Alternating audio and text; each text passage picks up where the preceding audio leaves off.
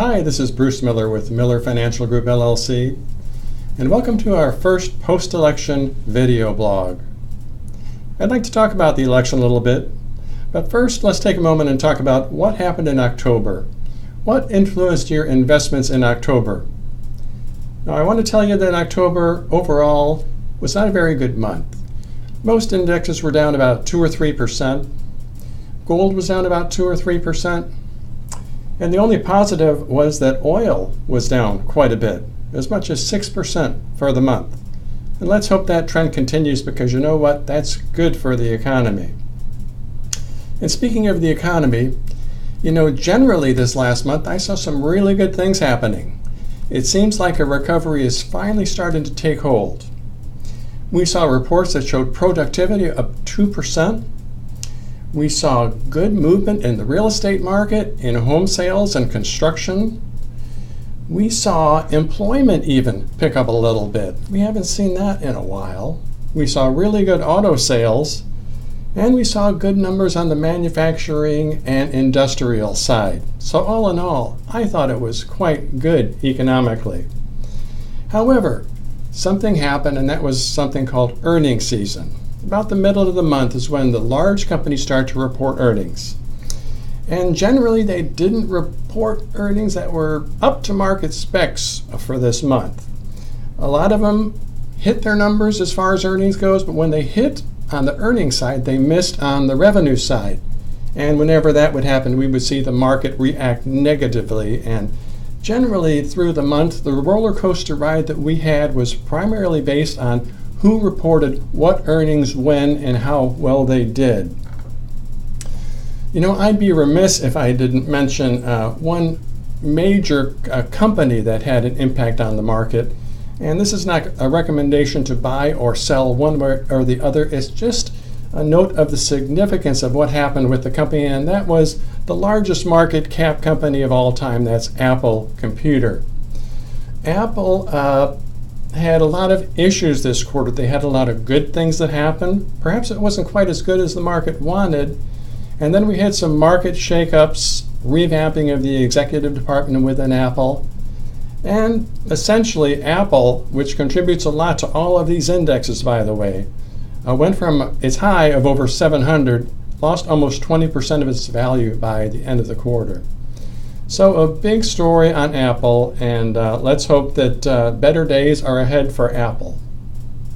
And of course, the last thing and the big thing, the last thing that happened in the quarter was Hurricane Sandy. Hurricane Sandy actually closed the markets for 2 days.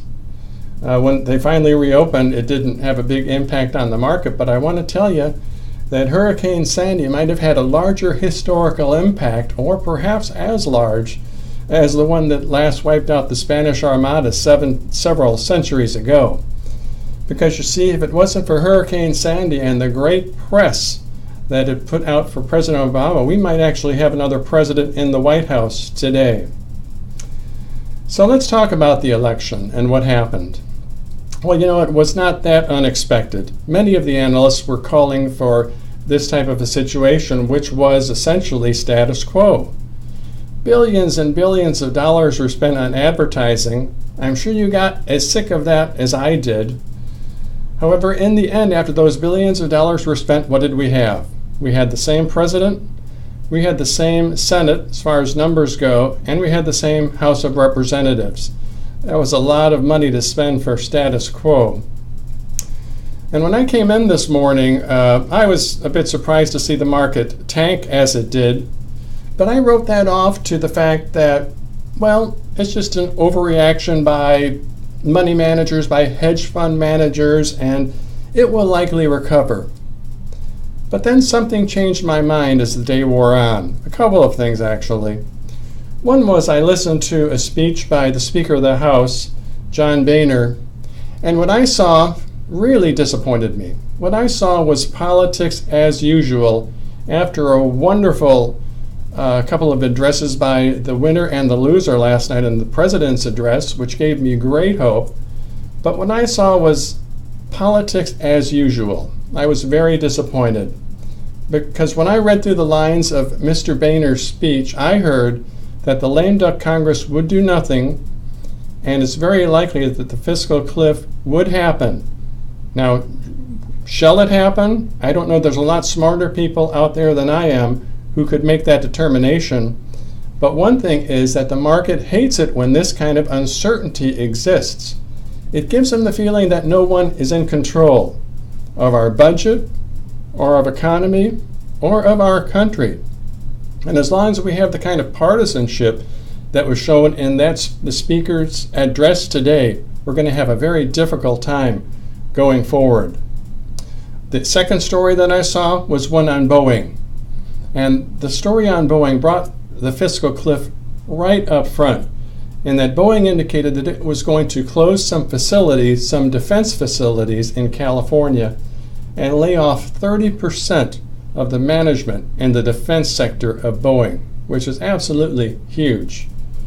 And that's only the first story that we'll see of many that come, because executives just don't know how to react in this kind of fiscal cliff situation.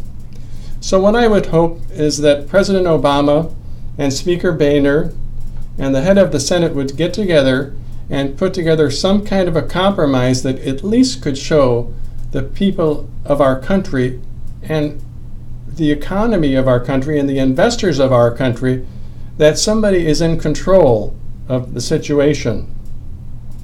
And normally I would end this by saying, Ben, let's go make some money. But I'd like to change that a little bit. I'd like to say, Ben, let's not try to lose too much money this month. Because you know what? We're in very perilous times. And at a time like this, the return of your money is more important than the return on your money. So we'll hope to see you in a bit. And until next month, signing off. Thank you.